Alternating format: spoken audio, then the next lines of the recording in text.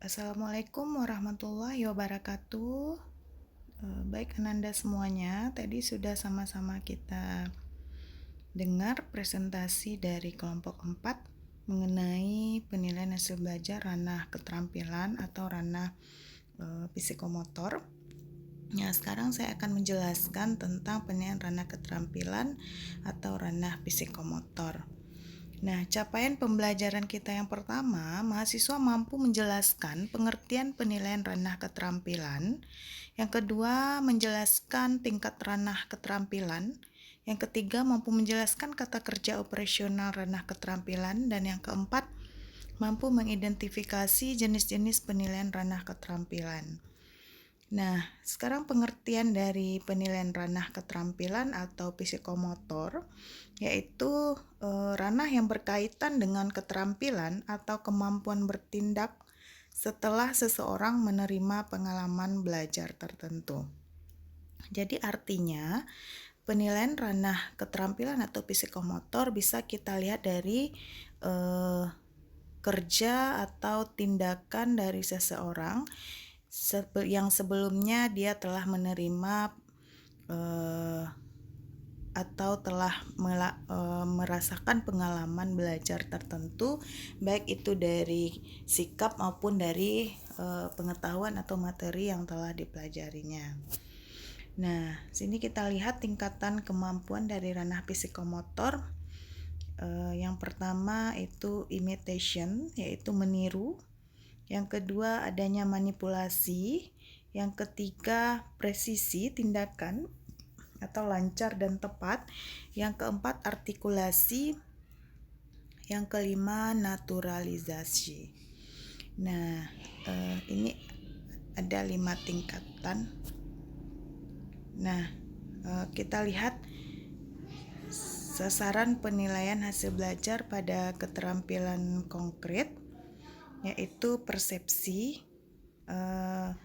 artinya menunjukkan perhatian untuk melakukan suatu gerakan. Nah, yang kedua adanya kesiapan, menunjukkan kesiapan mental dan fisik untuk melakukan suatu gerakan. Yang ketiga meniru, yaitu meniru gerakan secara terbimbing. Yang keempat membiasakan gerakan, artinya melakukan gerakan mekanistik.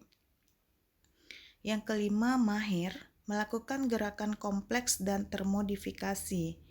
Yang keenam menjadi gerakan alami, yaitu menjadikan gerakan alami yang diciptakan sendiri atas dasar gerakan yang sudah dikuasai sebelumnya. Yang berikut menjadikan tindakan original, yaitu menjadi gerakan baru yang original dan sukar ditiru oleh orang lain dan menjadi ciri khasnya. Nah, di sini bisa Ananda perhatikan itu persepsi ya. Persepsi tadi menunjukkan perhatian untuk melakukan suatu gerakan.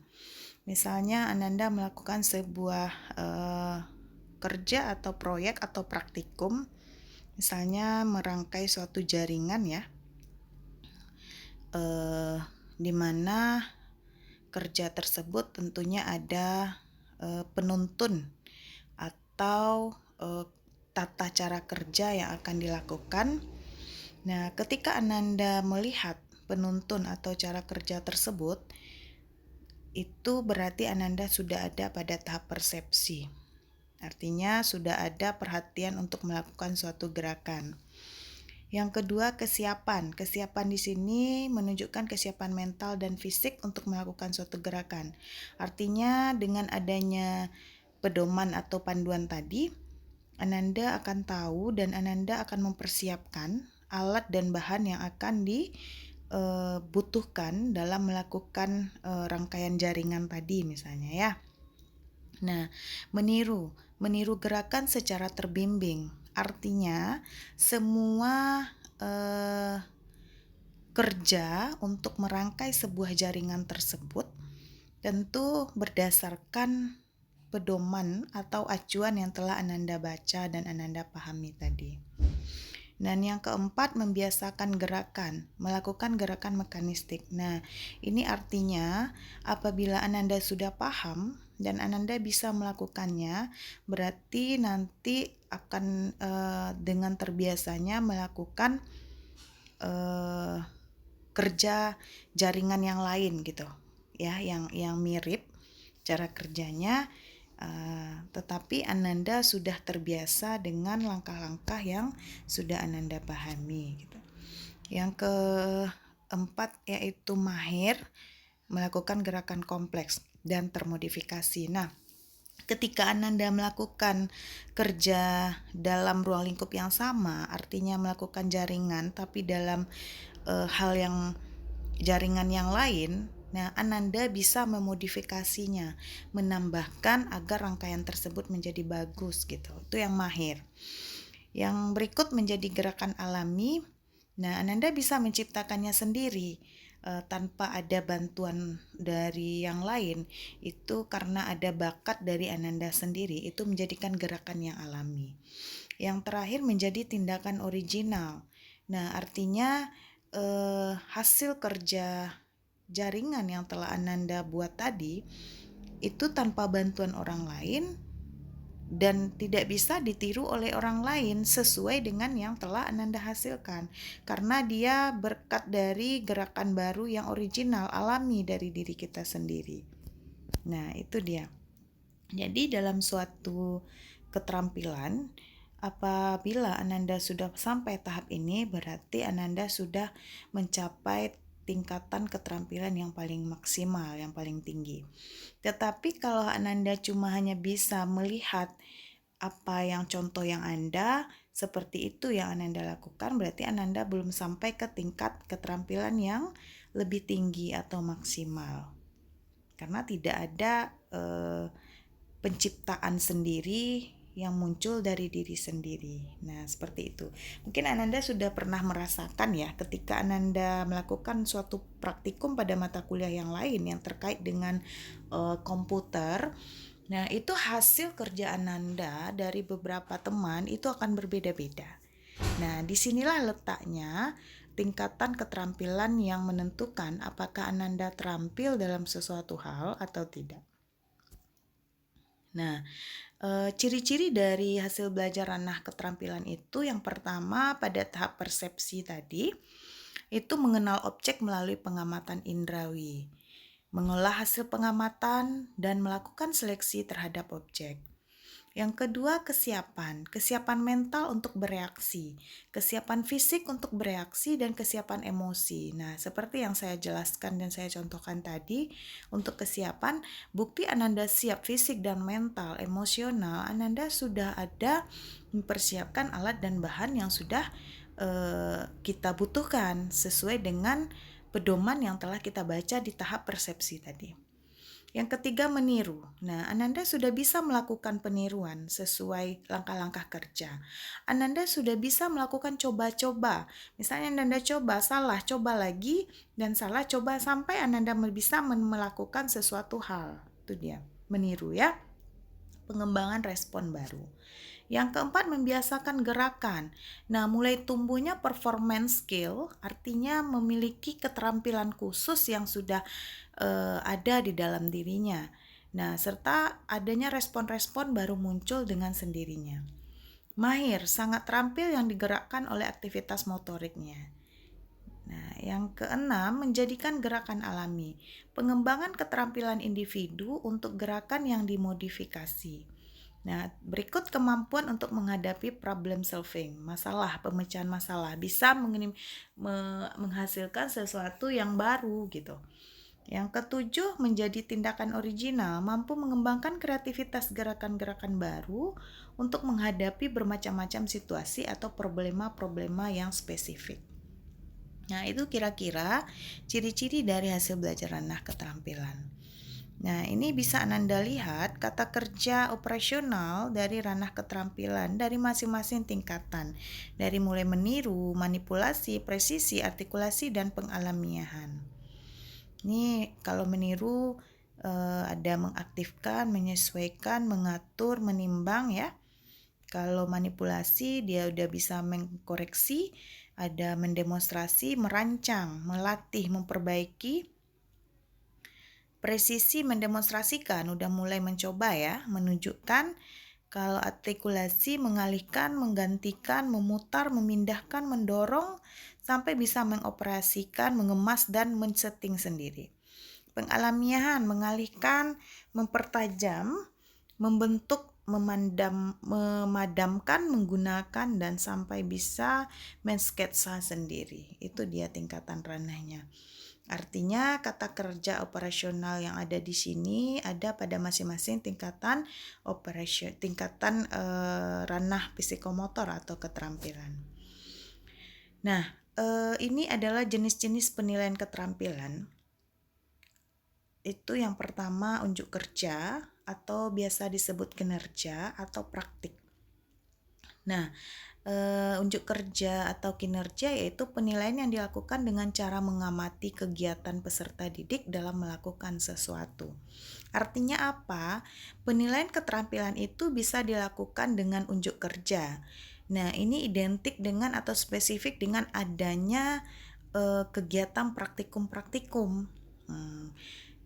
Jadi kalau tuntutan dari KD 4 itu ada bisa mengarah ke praktikum, berarti Ananda bisa melakukan penilaian unjuk kerja.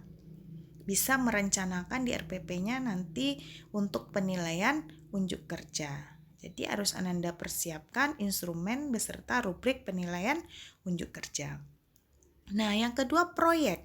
Kegiatan penyelidikan yang mencakup perencanaan, pelaksanaan, dan pelaporan hasil proyek dalam kurun waktu tertentu. Itu yang proyek. Jadi beda unjuk kerja dengan proyek, dia memang juga ada kerja di sana, ada penyelidikan, tetapi untuk proyek ini dalam waktu tertentu. Bisa memakan waktu lebih dari 3 hari dan bahkan seminggu. Itu yang dikategorikan kepada proyek. Bisa juga berbulan-bulan. Nah, apa bedanya dengan unjuk kerja tadi? Unjuk kerja itu bisa dalam waktu 1 hari atau saat praktikum beberapa jam saja. Berbeda dengan proyek. Nah, yang ketiga itu produk. Penilaian kemampuan peserta didik membuat produk-produk teknologi dan seni.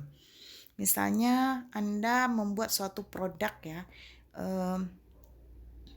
mendesain atau membuat media makroflash. Nah, itu membuat media makroflash berarti nanti akan dihasilkan suatu media makroflash atau animasi. Nah, jadi yang Ananda nilai itu produknya, medianya itu.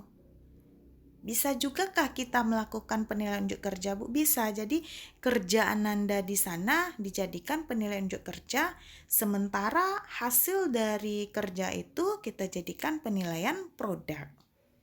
Nah, yang keempat portofolio. Portofolio ini adalah rekaman hasil pembelajaran dan penilaian yang memperkuat kemajuan dan kualitas pekerjaan peserta didik yang dilengkapi dengan bukti-bukti. Nah, portofolio ini sebenarnya adalah rekaman atau dokumen dari semua penilaian-penilaian yang kita lakukan. Arsip-arsip semua penilaian yang kita lakukan dari awal sampai akhir itu kita dokumenkan. Makanya namanya portofolio. Nah, pertanyaan Ananda mungkin bertanya-tanya dalam dirinya, Bu, apakah semua jenis penilaian keterampilan ini harus kita lakukan dalam satu KD? Nah, tergantung seperti yang saya bilang tadi. Ananda harus pahami dulu tuntutan KD-nya, bunyi KD-nya apa, tuntutannya seperti apa. Oh, kalau ini bunyi KD-nya, berarti saya harus bisanya unjuk kerja saja. Kalau seperti ini KD-nya, ini bagusnya proyek.